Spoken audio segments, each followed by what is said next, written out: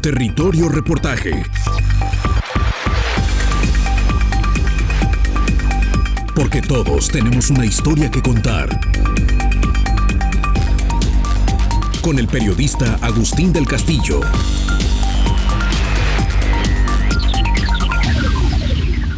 Fuimos nosotros quienes creamos la epidemia de coronavirus, dice el lapidario David Quammen en Contagio, una de las numerosas publicaciones de divulgación científica surgidas en los últimos 2 años en la comunidad editorial al calor de la mayor pandemia registrada, seguramente desde la famosa influenza española de la Primera Guerra Mundial y los no tan dorados años 20 del siglo pasado, que causó unos 50 millones de muertos. El acerto seguramente hizo salivar al perro de Pavlov, que vive en los conspiracionistas que hoy inundan las redes sociales con presuntos argumentos sobre la creación de un virus artificial y un malvado cártel de farmacéuticas que lo habrían patrocinado para eliminar el exceso de humanidad. Nos acercamos ya a los 7.500 millones de habitantes planetarios y, en su defecto, hacer el gran negocio de sus vidas con miles de millones de vacunas que, por si fuera poco, guardan tecnología para el control de las conciencias. Una especie de gran hermano light, tipo New Brave World, un mundo feliz de Huxley. Pero en modo alguno su afirmación va por esa vía delirante. El planteamiento de Quammen es realista y tiene sólidas bases científicas. El desastroso sistema imperante de invasión de territorios silvestres por comunidades y empresas, con afectaciones directas a la fauna que vive allí, frecuentemente depredada para consumo, sumado al modelo de producción intensiva con animales vivos, la ganadería mayor y menor y la avicultura, y a la vida en las ciudades, son 3 grandes fenómenos que, alineados, han propiciado pandemias y epidemias a lo largo de la historia de la civilización. Del latín civitas, ciudad.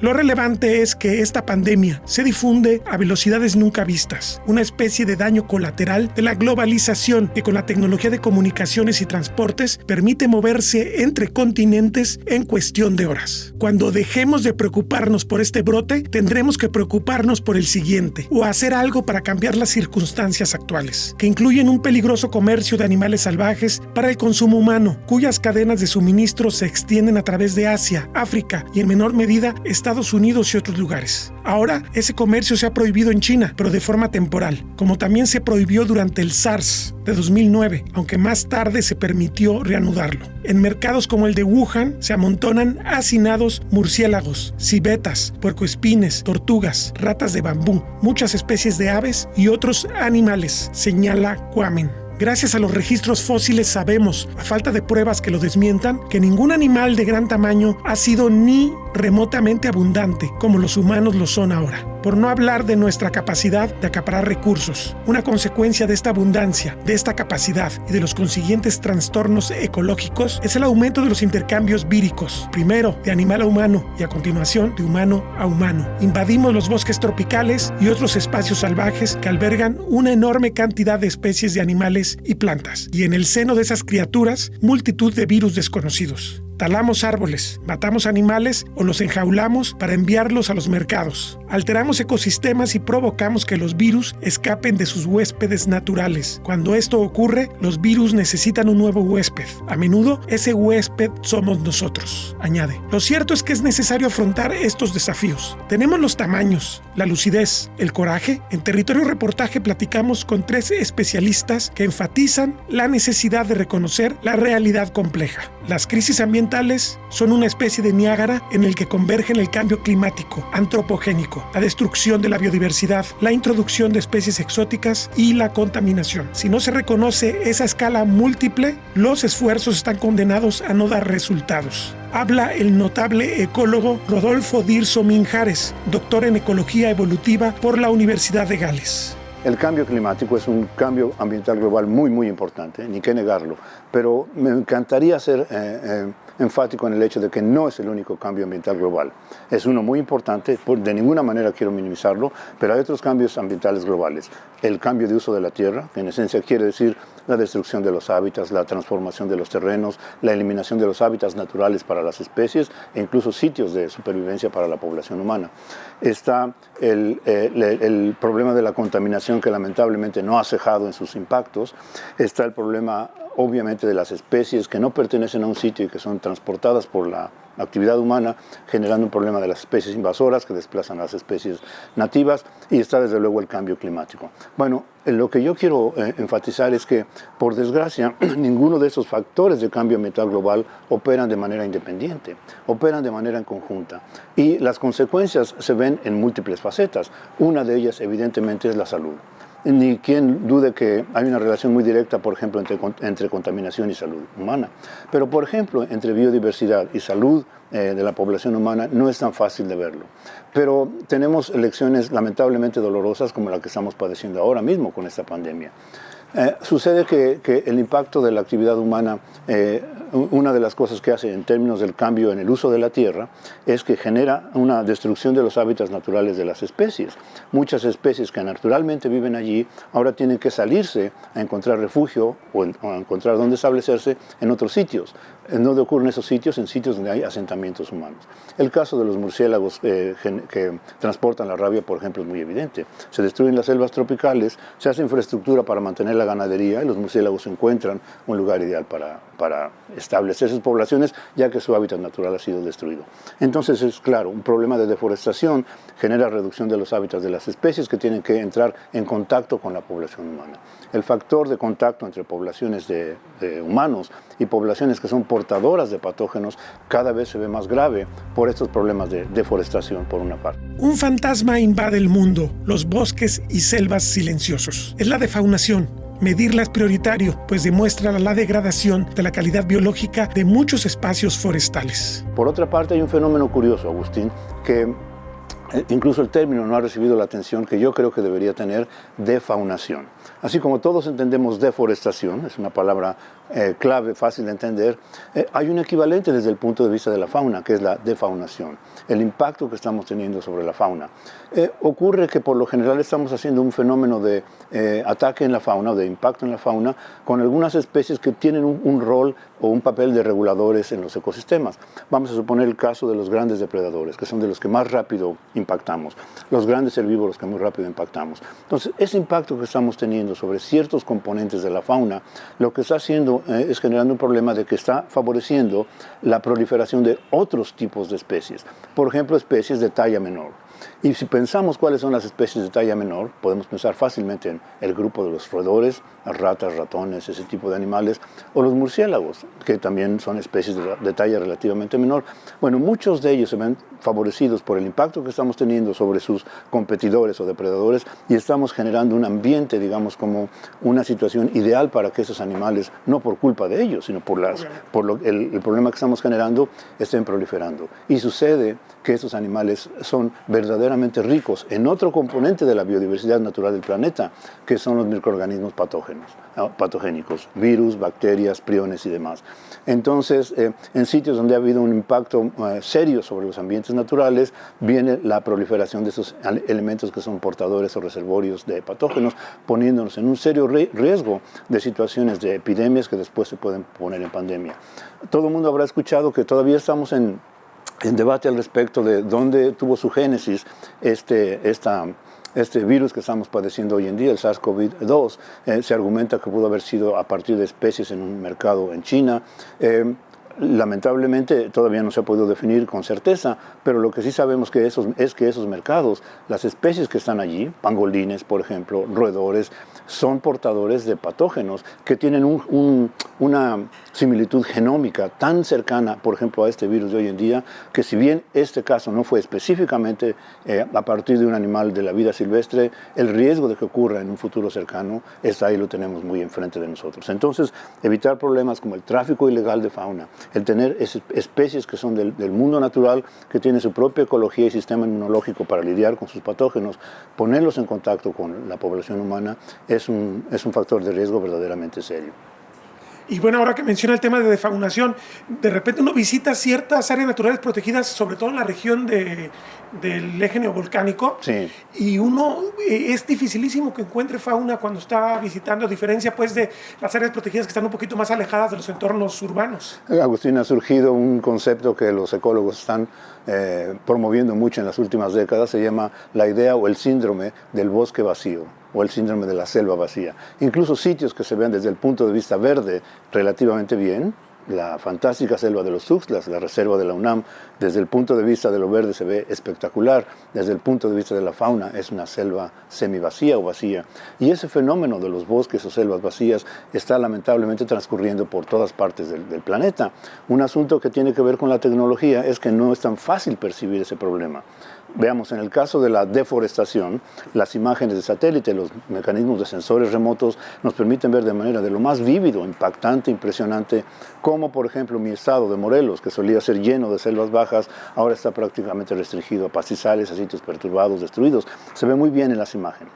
Cómo la Amazonía se ha venido deforestando se ve de manera impactante en las imágenes de satélite, pero no nos permite ver la situación de la fauna. Entonces, a veces no percibimos que hay un problema serio en el caso del componente faunístico porque no es tan fácil detectarlo.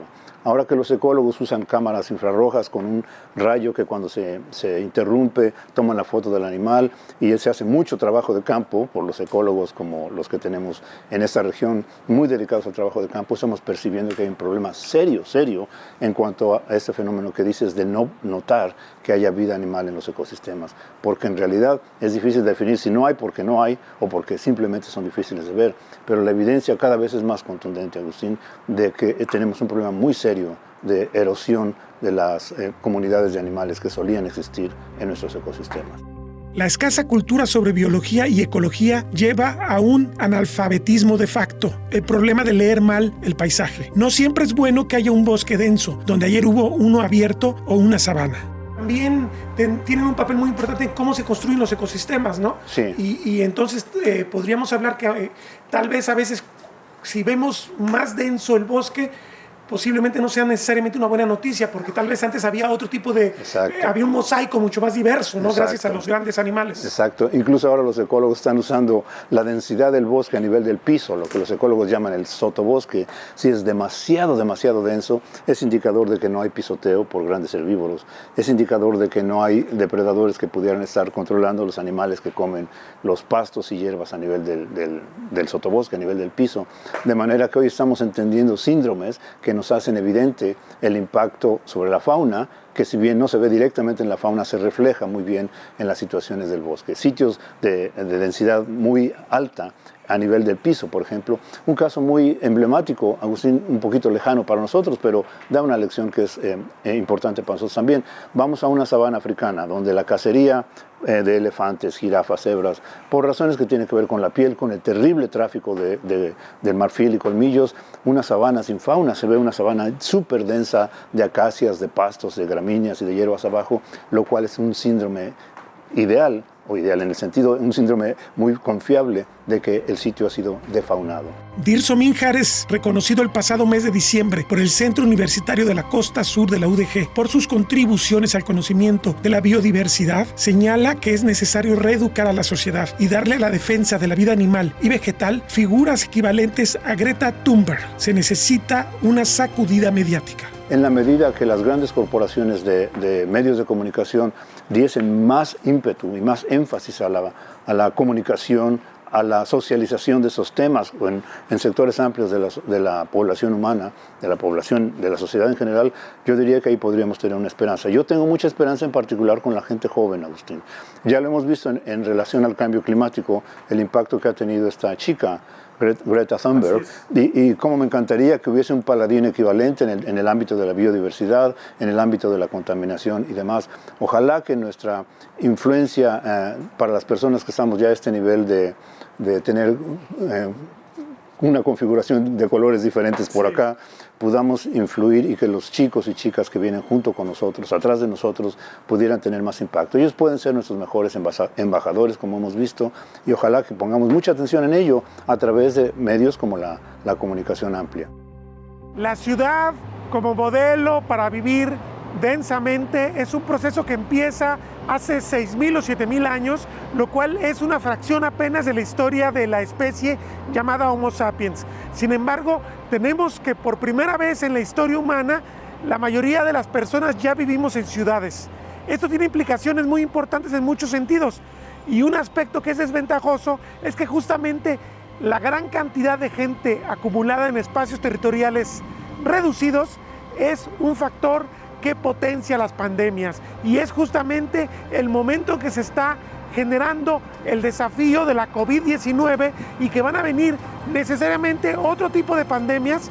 Se tiene justamente el reto de generar un estilo de vida que sea sano para que no se convierta en la gran ventaja de vivir todos juntos en un problema que fomente enfermedades y muerte en las sociedades humanas.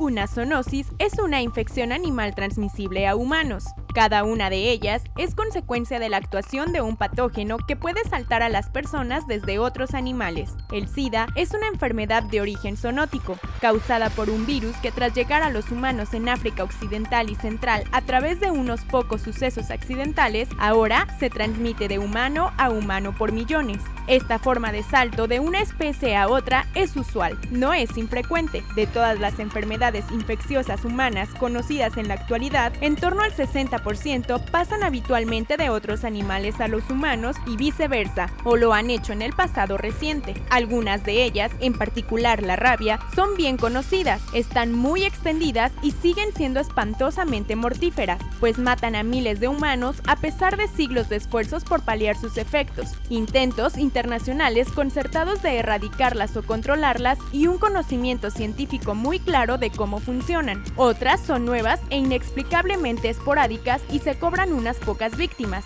como el ENDRA, o unos cuantos cientos como el ébola, en tal o cual lugar para a continuación desaparecer durante años. Prácticamente todas las enfermedades zoonóticas son consecuencia de una infección provocada por una de las siguientes 6 clases de patógeno: virus, bacterias, hongos, protistas, un grupo de criaturas pequeñas y complejas como las amebas, conocidas en el pasado por el engañoso nombre de protozoos, priones y gusanos. Los virus, caso de la COVID-19, son los más problemáticos, evolucionan rápidamente, son inmunes a los antibióticos, pueden ser esquivos, pueden ser versátiles, pueden provocar un elevadísimo número de muertes y son endiabladamente simples, al menos en comparación con otras criaturas vivientes o cuasi vivientes.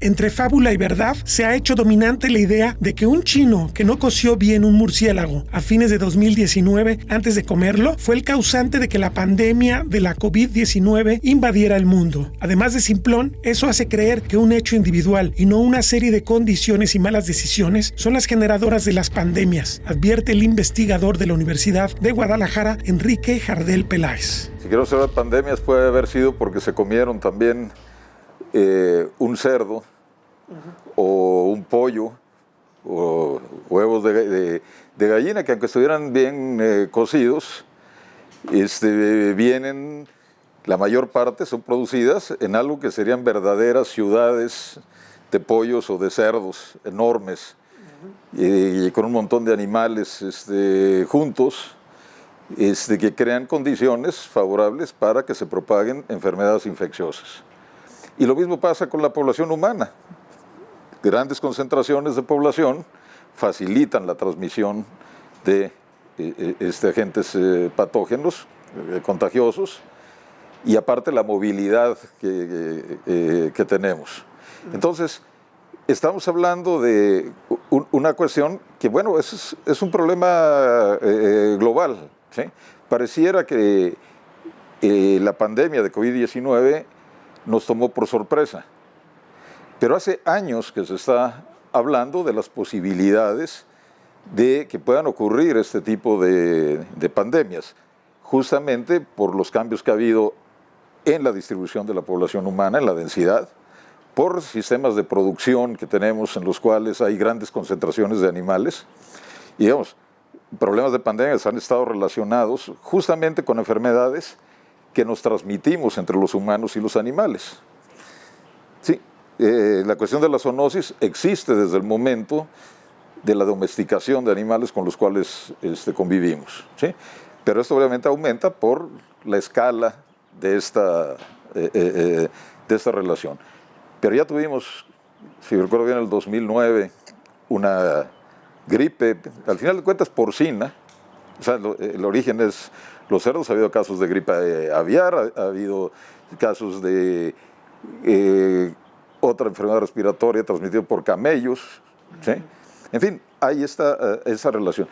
Y una de las cosas que normalmente no relacionamos, porque parece que pensamos en compartimientos estancos, ¿sí? Y ahí grandes culpables son la misma escuela que nos enseña las cosas como materias separadas y también los medios de comunicación que se enfocan solo sobre un tema, es que no relacionamos cosas, ¿no? Entonces, tratamos por un lado cambio climático, por el otro lado pérdida de biodiversidad, por el otro lado el problema del agua y por otro lado el problema de las pandemias. El mismo gobierno está estructurado así, con compartimentos. El mismo gobierno ajenos, está sectorizado. Exactamente. Y aunque se ha hablado de armonizar políticas, sí, de transversalidad y todo eso, hay esta acción sectorizada que de repente te hace perder de vista que las cosas están interrelacionadas. Claro. Entonces todo esto que tiene que ver con la salud humana, ¿sí? Que tiene que ver con la conservación de la biodiversidad, el uso del agua, la urbanización, todas son cosas que están relacionadas, ¿no? Ahorita, justamente en el sector medio ambiente, recursos naturales del gobierno, pues estamos pensando, sí, en la agenda gris de contaminación, pero sobre todo la gestión de los bosques, el agua, áreas protegidas, ¿sí?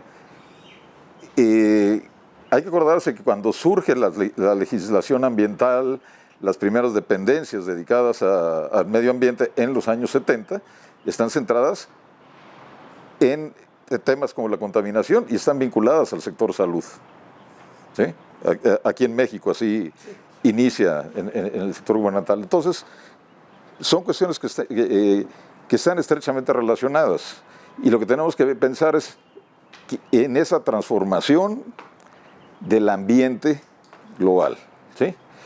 Y pensar que ambiente, bueno, muchas veces oímos la palabra y pensamos en espacios silvestres, arroyos de montaña cristalinos, especies de fauna carismática.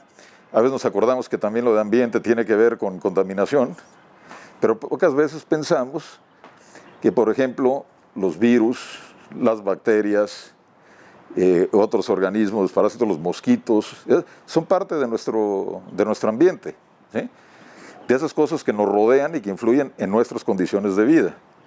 Y que en ecología decimos, bueno, son todos los factores que determinan la distribución y abundancia de especies. Todos esos factores que son externos a esa población. No se trata de un proceso aislado. Jardel insiste en un fenómeno complejo que obliga a una lectura más matizada de la realidad. Si pensamos en los humanos, pues hay cosas que están cambiando en nuestro ambiente.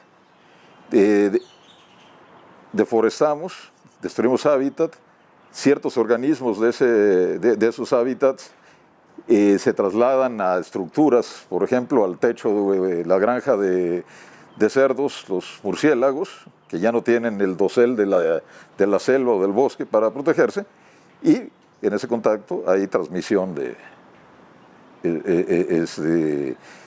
de organismos patógenos, ¿sí? O la otra cosa, destruimos la selva también, donde había mosquitos, ¿sí? Y luego construimos edificaciones donde se estanca el agua y que son hábitats de mosquitos. Y tenemos otras enfermedades como dengue, que por ejemplo han sido críticas aquí en Jalisco, ¿sí? Y que ahorita está opacado eso por el tema de la COVID, pero que sigue siendo un problema crítico. ¿Sí? Entonces, ¿qué es lo que está pasando? Estamos modificando nuestro ambiente, estamos modificando el ambiente de los organismos y eso tiene consecuencias en temas como la salud. ¿Sí? Igual que está sucediendo con la contaminación, ¿sí? O con el hecho de que volvamos ciertos paisajes más inflamables y tengamos entonces incendios grandes con emisiones que contaminan el cielo ya de por sí contaminado de ciudades como Guadalajara o Ciudad de México. ¿Sí? Entonces, parte del reto justamente de acción gubernamental, de los programas internacionales, de la acción de la sociedad, es que podamos relacionar y pensar en todas estas cosas juntas, porque no son cuestiones aisladas, son parte de un mismo fenómeno. La ecología estudia relaciones, sin embargo, la mente moderna está habituada a pensar en cosas separadas y no en relaciones, sostiene el investigador. En los 70 se tenía clara la relación contaminación-salud, pero como que en el camino, al enriquecer el sector ambiental, como que no se le terminó de vincular con la salud humana y ahora pareciera que justamente mucha gente piensa que es casi un lujo la conservación, cuando en realidad tiene que ver con nuestra propia salud como sociedad. Sí, pero es de nuevo, sectorización en el gobierno, ¿sí? Es sectorización en la educación, ¿sí? Y también sectorización en la manera como se comunican las cosas. Y eso a quienes trabajamos en la ecología nos brinca, eso inmediatamente nos sorprende, porque trabajamos en una ciencia que justamente estudia relaciones, ¿sí? Y es curioso porque en la sociedad contemporánea hemos aprendido a pensar en cosas separadas, en categorías, y no a pensar en relaciones. Esa es una cosa que nos diferencia muy marcadamente de pueblos indígenas, ¿sí? Que usan términos, por ejemplo, para referirse a distintas cosas de su entorno, pero que marcan relaciones, ¿sí? Nombran un tipo de suelo, por ejemplo, y al nombrar ese tipo de suelo es uno que se caracteriza porque está un terreno que tiene cierta forma, porque la roca es de cierto tipo y hay cierta vegetación que crece arriba. Y entonces lo que están expresando es la relación en eso, ¿sí? Nosotros seguimos usando términos así, por ejemplo, para referirnos al suelo, que vienen de culturas tradicionales, de pueblos indígenas, pero perdimos ya la capacidad para relacionar, ¿sí? Y así nos pasa con todo.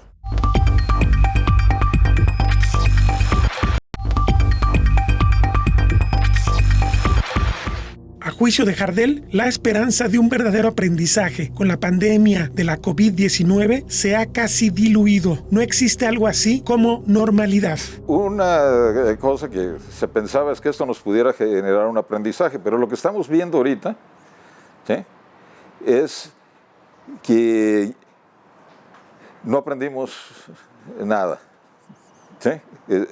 O estamos tratando de olvidar lo que estábamos aprendiendo y se está actuando de una manera bastante inconsciente. Pareciera que ya esto pasó, ¿sí? Y estábamos comentando, por ejemplo, con la doctora Oliver, rectora del COCSUR, pero sobre todo historiadora, que ha trabajado en historia de las epidemias, y hablamos, por ejemplo, la pandemia del cólera a principios del siglo XIX, y que aquí fue terrible en Guadalajara en el verano de 1833. Mató un montón de gente, ¿sí? Miles de personas murieron durante esa... Y era una ciudad pequeña. Era una ciudad pequeña, pero justamente con arroyos contaminados. San Juan de Dios, el arroyo, era una cloaca abierta, ¿sí? Y se propagó el cólera. Hubo una alta mortalidad, pero fueron 2 meses, con algunos brotes en los años siguientes, ¿sí?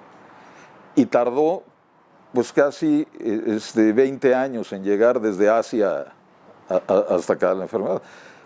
Ahora con COVID-19 tardó unos días, ¿sí?, en llegar desde un lugar que está a 15,000 kilómetros en el sur de China, a llegar aquí al occidente de México los primeros casos. Estamos hablando de 3 meses. ¿Sí? Pero ya llevamos casi 2 años y no ha cesado la pandemia, y hay brotes. Y hay otras cosas. ¿Sí? Yo no me había vacunado tanto desde que era niño. ¿Sí? Ahora me vacuné contra coronavirus, me vacuné contra influenza. ¿Sí? Y otra de las cosas que nos dicen quienes han estado estudiando enfermedades infecciosas emergentes y reemergentes es, y hay publicaciones de hace una década que dicen, vamos a tener una pandemia, están prediciendo que iba a pasar algo como esto, ¿sí? Pero no solo eso, van a seguir ocurriendo nuevas pandemias. ¿Sí? Entonces, lo que deberíamos aprender es que la nueva normalidad no quiere decir que ya todo vuelva a ser como antes porque ya se acabó la pandemia. ¿Sí? La nueva normalidad es que nos las tenemos que arreglar para vivir en un mundo donde hay un, digamos, aumento de estas enfermedades infecciosas justamente por las condiciones ambientales que hemos cambiado. ¿Sí? Y que la ilusión que perduró durante la mayor parte del siglo XX, pues toda la segunda mitad del siglo XX, ¿sí? De que ya habíamos ganado la pelea con las enfermedades infecciosas, pues no es cierto. ¿Sí? Eso sigue ahí. Y eso quiere decir que tenemos que adaptarnos pues, a esa situación.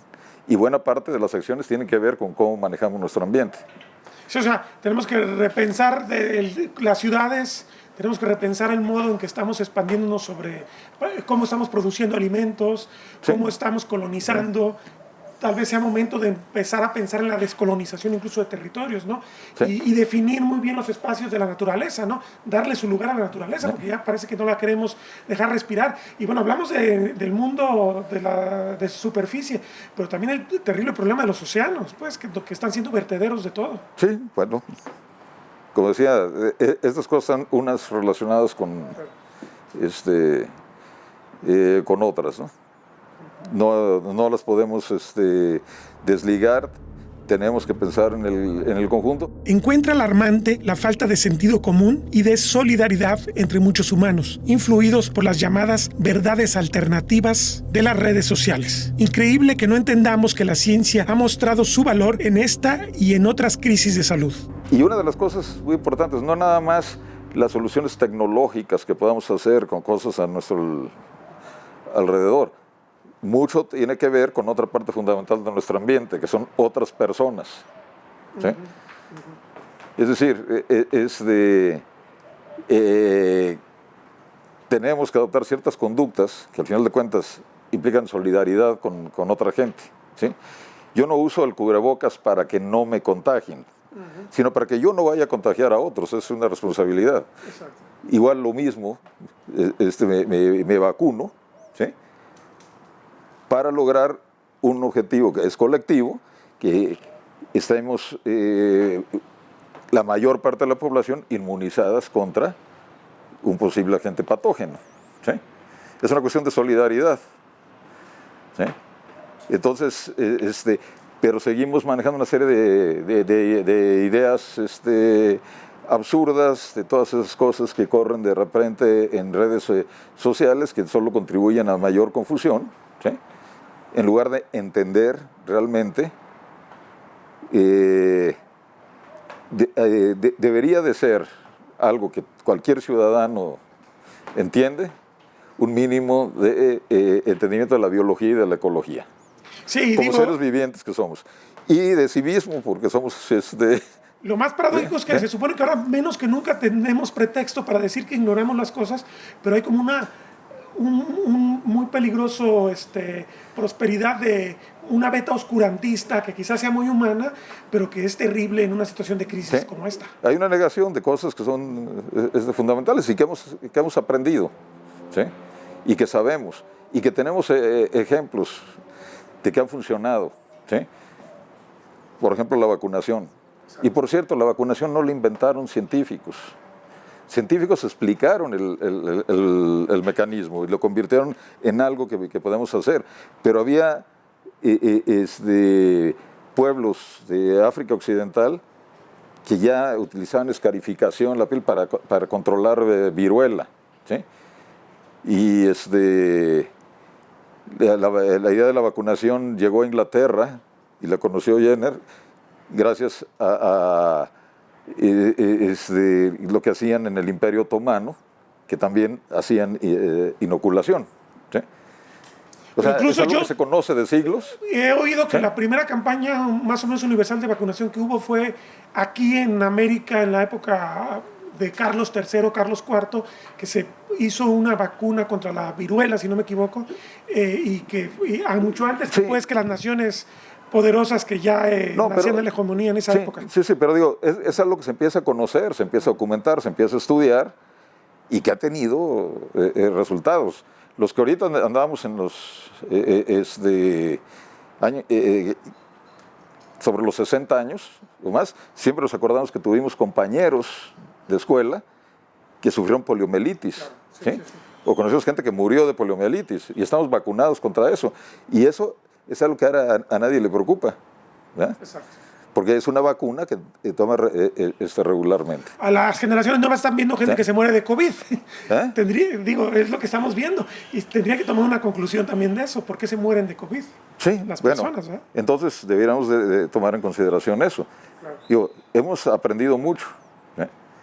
Y pues digo, es del tipo de acciones que implican acción colectiva para resolver cosas, ¿sí? Antes, sin la vacuna, y lo que se estaba haciendo es para tratar de mitigar o tratar de controlar la expansión de la enfermedad antes de la vacuna, no era diferente o no era muy diferente a las medidas que se tomaban para controlar la expansión de la peste en la República de Florencia. Uh-huh. O sea, distancia social, lávate las manos, reduce el contacto con enfermos, aislamiento y esas cosas, pues se hacían ya en el siglo XV. Claro. ¿Sí? Uh-huh. Desde luego, ahora entendemos mejor qué pasa, mucho mejor, ¿sí? Pero también tenemos mejores herramientas para eso. Pero como sucede en la propagación de enfermedades infecciosas y sucede en el cambio climático, el obstáculo no es que no tengamos conocimiento, que no tengamos ciertas herramientas, es la capacidad de acción colectiva de la gente para resolver problemas que no se resuelven individualmente. Otro ecólogo de enorme trayectoria en México y Estados Unidos es Ezequiel Ezcurra. Señala que los cambios a que obliga la crisis ambiental pueden ser una oportunidad, pero no hay lucidez en muchos gobiernos.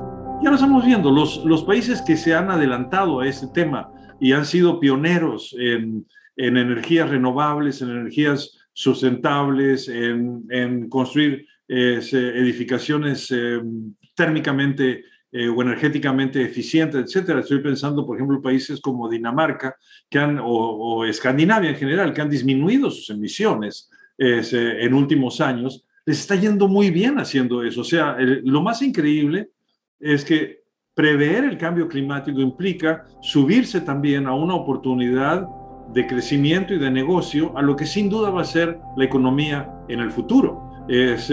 No es por azar que China es en este momento el principal país productor de celdas fotoeléctricas, porque se saben por dónde viene realmente el problema energético y se están adelantando a ello, ¿no? Si no nos adelantamos a eso, si no somos capaces de prever los fenómenos climáticos extremos y la necesidad de cambiar nuestra economía hacia una economía sustentable, las consecuencias de largo plazo pueden ser muy serias.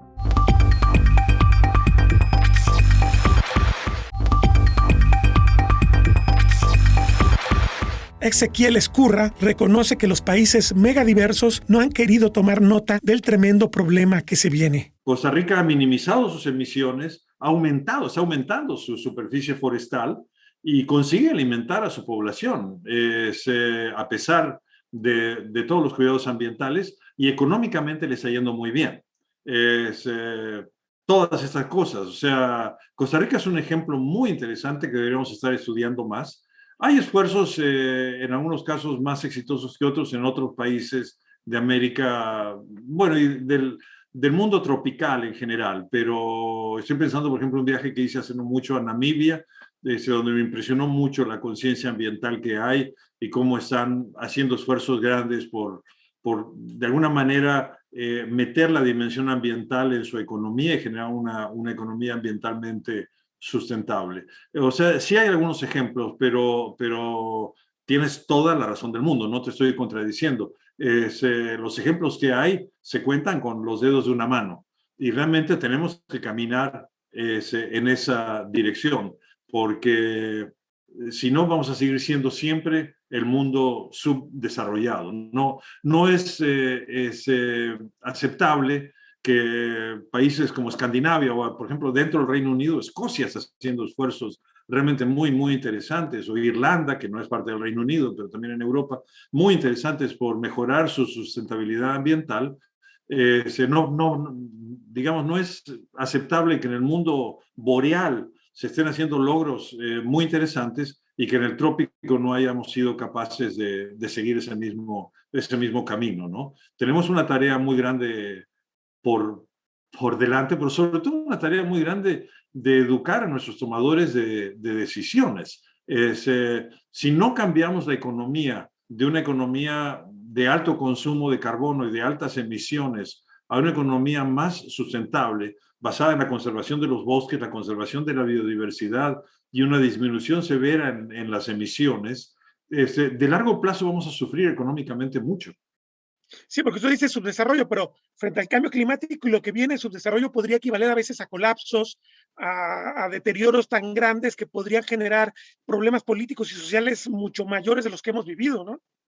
Absolutamente, absolutamente. Ya lo estamos viendo.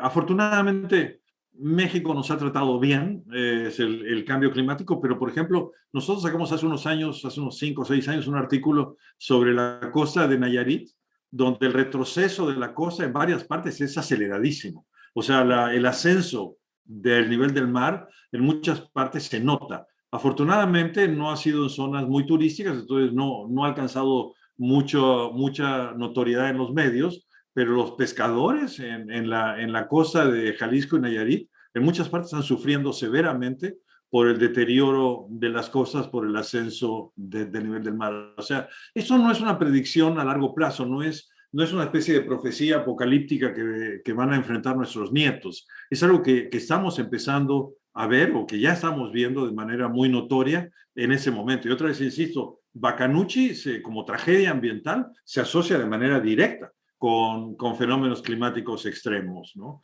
Entonces, es un problema que tenemos encima y que tenemos que lidiar con él de una manera educada e inteligente. Si no lo hacemos, el problema va a seguir. Los datos de la desaparición animal en la Tierra son devastadores, secunda el morelense Rodolfo Dirso Minjares. La biomasa de la fauna del planeta hoy en día es muchas veces más alta de la biomasa que existía, digamos, al final de las glaciaciones. Al final de las glaciaciones, por razones que tienen que ver con la actividad humana y cambios en el clima, la fauna que existía, mastodontes, gonfoteros, camélidos y demás, se eliminaron. La biomasa disminuyó. Hoy en día, si pusiéramos en una megabáscula todos los animales, incluyendo Homo sapiens, y en esa megabáscula pesáramos, serían millones y millones de toneladas. Lo interesante de eso es que de esos millones y millones de toneladas, una gran proporción va a ser la biomasa de la población humana y una gran proporción mucho más alta que esa es la biomasa de la población de especies de animales domesticados. Vacas, chivos, el ganado, ese tipo de cosas. Y la biomasa de la población silvestre, de los animales silvestres, que solía ser proporcionalmente muy alta décadas atrás o siglos atrás, hoy en día ha quedado verdaderamente obliterada a una fracción terriblemente pequeña. Eso no es muy informativo porque se ve de manera muy cruda la biomasa. Cuando ya entramos en detalle a ver cuáles elementos de la biomasa son los que se han perdido, ahí entramos en los detalles de los depredadores, los animales de talla grande, que controlan el flujo de energía en los ecosistemas, que regulan a las especies que vienen por abajo de ellos, que a su vez regulan la situación de las plantas. En fin, una cascada de consecuencias ecológicas que estamos estamos viendo por este gran fenómeno de reducción de la biomasa de la vida silvestre, un incremento brutal de la biomasa de los animales domesticados y desde luego un incremento de la biomasa de la población humana. Y bueno, estamos hablando al principio del tema de cambio climático y cómo los acuerdos no terminan de cambiar la realidad como quisiéramos.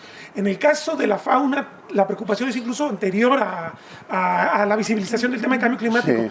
Pero yo no sé si han servido todos estos pues compromisos, todas estas leyes que se han creado a nivel nacional y a nivel mundial, pues toda la idea de cómo evitar el tráfico de fauna, cómo combatir los cambios de suelo sí. Que se están dando por la expansión urbana o por la expansión de la ganadería y la agricultura.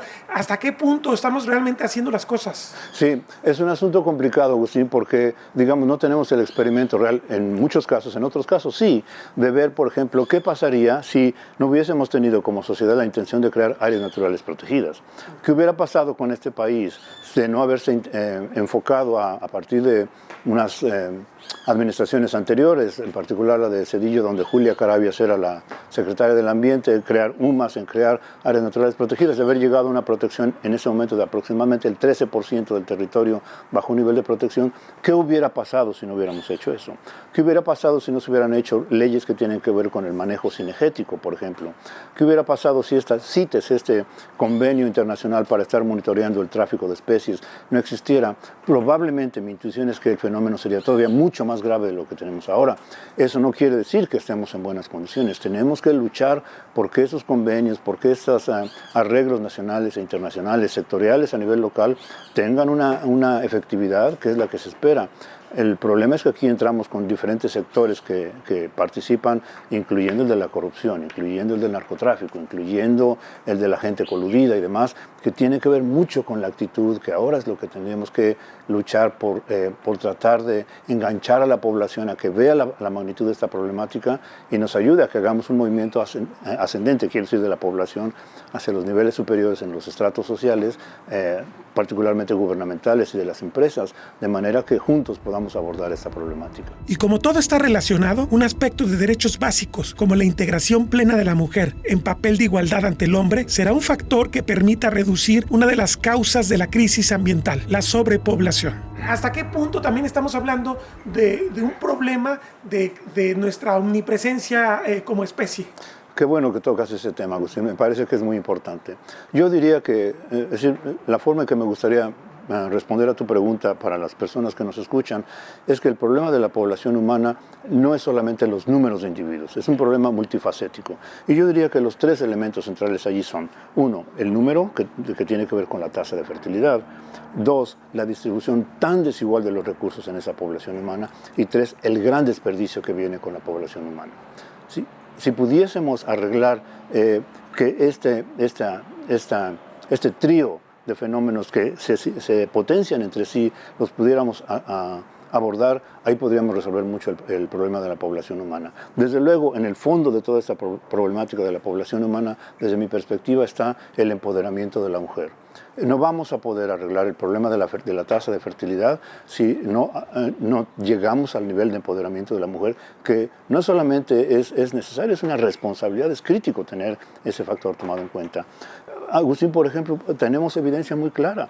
La cantidad de alimentos que se producen hoy en día, en este momento que estamos hablando, si se repartieran homogéneamente, no habría una sola persona con hambre en todo el planeta entero. Es un problema de inequidad verdaderamente brutal, grotesco, profundísimo. Y luego el desperdicio, una cantidad de materiales y de recursos y de alimentos que se desperdician. Todos esos inciden en el problema de la población humana y yo creo que hay que verlo desde esos múltiples ángulos para poder realmente lidiar con los problemas que tenemos enfrente. Sí tenemos que considerar a la población humana como un factor crítico. Habría que ver todas esas aristas que tienen que ver con... Evidentemente, cuando habla de empoderamiento de la mujer decide en qué momento es madre, decide cuántas veces es madre, y en muchas sociedades tradicionales o no tradicionales siguen siendo impuesta la maternidad, ¿no? Sí, incluso en unas no muy tradicionales, la sociedad en Estados Unidos. Ahora mismo están en debate en los Estados Unidos, debate serio, a niveles muy altos de la legislación del país, el derecho de la mujer de decidir sobre su cuerpo, sobre su fertilidad. Hay sociedades, hay agrupaciones enteras que se oponen a esto. En fin, es una es, digamos, una percepción y una lucha social que tenemos que afrontarla con mucha conciencia y con mucha serenidad para tratar de resolverlo. Pero realmente central, es el empoderamiento de la mujer. Las ciudades requieren sistemas de abasto complejos, porque son conglomerados urbanos con millones de personas, y esto obliga a que los mercados reciban productos de muy diversa procedencia en términos de ambientes ecológicos, donde habitan plantas y animales que tienen también sus propios procesos evolutivos. Si a esto agregamos las costumbres que tienen las personas de alimentación, esto es algo significativo que se tendrá que plantear dentro de las políticas de salud pública para poder prevenir futuras epidemias y pandemias. Territorio Reportaje. Porque todos tenemos una historia que contar. Con el periodista Agustín del Castillo.